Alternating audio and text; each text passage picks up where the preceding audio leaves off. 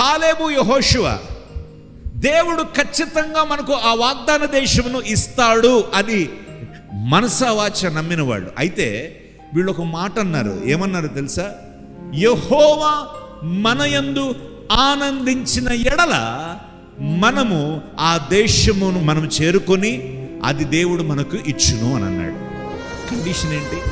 దేవుడు మన యందు ఆనందించిన ఎడల. ఈరోజు నీ యొక్క సమస్యను నువ్వు ఎదుర్కోవాలంటే, ఈరోజు నీ ఎదురుగుండా ఉన్న క్లిష్టమైన పరిస్థితులను నువ్వు ఎదుర్కొనాలంటే, ఈరోజు పరిశుద్ధాత్మ దేవుడు నీతో మాట్లాడుతూ ఉన్నాడు, చెప్తూ ఉన్నాడు.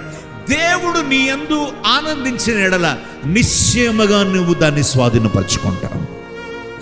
దేవుడు నీ యందు ఆనందించిన ఎడల నిశ్చయముగా నువ్వు జయము పొందుకుంటావు. దేవుడు నీ యందు సంతోషించిన ఎడల నిశ్చయముగా ఈ కష్టం నుంచి నువ్వు బయటపడతావు. దేవుడు నీ యందు ఆనందించిన ఎడల నిశ్చయముగా ఈ ఉపద్రవం నుంచి నువ్వు తప్పింపబడతావు. సో నీకు జయం ఎప్పుడు కలుగుద్ది?